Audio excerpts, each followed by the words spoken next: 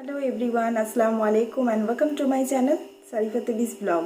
This is my new vlog channel. So আজ অনেকটাই রাত, তো এখন চিকেন ম্যারিনেট করার জন্য আমি কিচেন রুমে এসেছিলাম যাতে দুপুরে করতে পারি। তো তাই জন্য আগের দিন রাতেই আমি চিকেনটাকে ম্যারিনেট করে রাখছি।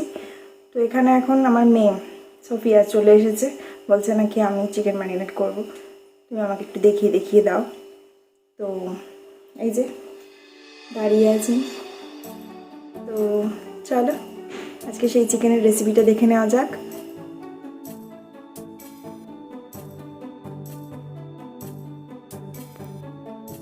সো আমি এখানে চিকেন ব্রেস্ট নিয়ে নিয়েছি 2 পিস, আর এটাকে ভীষণ ভালোভাবে ফ্রেশভাবে ধুয়ে নিয়ে এটাকে মাঝখান থেকে এইভাবে লম্বালম্বিভাবে চিড়ে দিয়েছি, যাতে মশলাটা যেটা মাখাবো সেটা যাতে ভালোভাবে ভেতর দিয়ে থাকে। তো সেই জন্যই তো এই দুটো পিসকেই এবার আমি ম্যারিনেট করার জন্য একটা আলাদা মিক্সিং বোল নেব, নিয়ে ওর মধ্যে দিয়ে দেবো অল্প। এখানে সোফিয়া বললো আমাকে একটু হেল্প করবে, ও একটু ম্যারিনেট করে দেখবে কেমন লাগে। তো তাই আজকে ওরই হাত দিয়েই ম্যারিনেট করার মশলাগুলো আমি ইউজ করছি।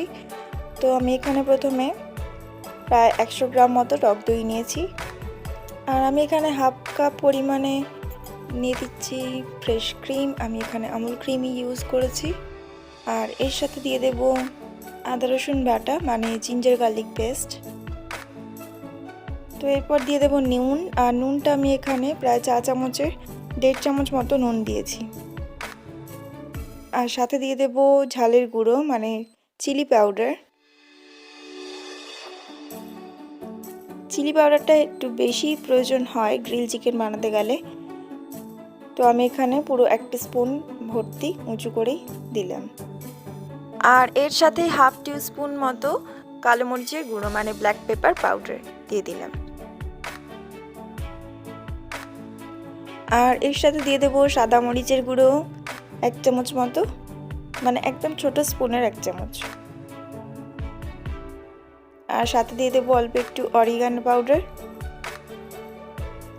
আর অল্প একটু গরম মশলা গুঁড়ো। তো সব কিছু দিয়ে এই পাটাকে মিক্সড করতে হবে ভীষণ ভালোভাবে।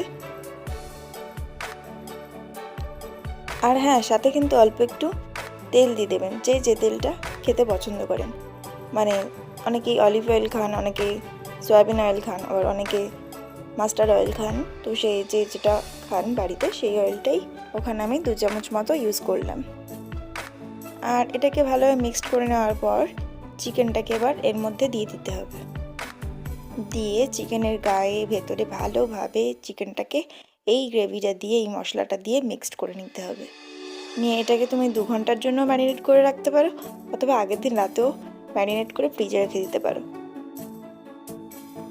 সো পরের দিন সকালে ম্যারিনেট করে রাখার পর তার এরকমই একটা অবস্থা। তো আমি ভাবলাম আমার ওটিজিটাকে আমি প্রিহিট করে নিই 5 মিনিটের জন্য।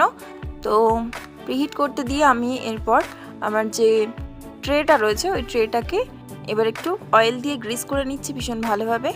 আর এর উপর আমি একটু ময়দা ডাস্ট করে দেব।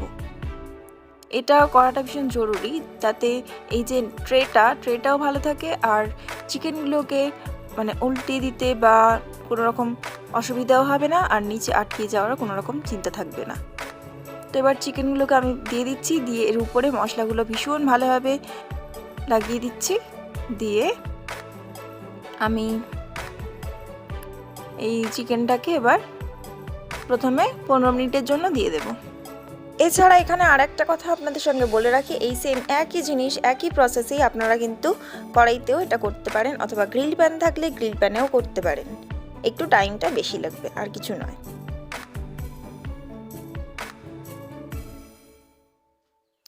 সো এর 15 মিনিট হয়ে যাওয়ার পর আমি আবার একবার চিকেনটাকে উল্টিয়ে দিলাম। উল্টিয়ে দিয়ে এর উপরে একটু অয়েল দিয়ে দেব, ব্রাশে করে এইভাবে লাগিয়ে দিচ্ছি। এতে কি হবে, একটা গোল্ডেন ব্রাউনিশ কালার হবে।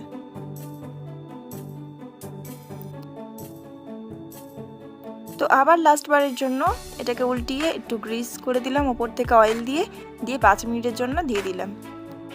তো দেখুন কত সুন্দর একটা ব্রাউনিশ গোল্ডেন কালার এসেছে এই চিকেনটাতে, আর দেখতেও যেমন ইয়াম লাগছে, খেতেও কিন্তু একদম দারুণ রেস্টুরেন্টের মতোই লাগবে। আর সাথে শুধু একটু লাগবে পেঁয়াজ, কাঁচা লঙ্কা আর পাতিলেবু, ব্যাস একদম ব্যাপারটা জমে যাবে। সো আজকের ভিডিওটা এই পর্যন্তই। আশা করছি আজকের ভিডিওটা আপনাদের ভীষণ ভালো লেগে থাকবে। আর ভালো লেগে থাকলে অবশ্যই সাবস্ক্রাইব করে শেয়ার করবেন। তো এখনকার মতো এই পর্যন্তই, আবার দেখা হবে একটা নতুন ভিডিও নিয়ে আপনাদের সঙ্গে। ততক্ষণের জন্য টাটা।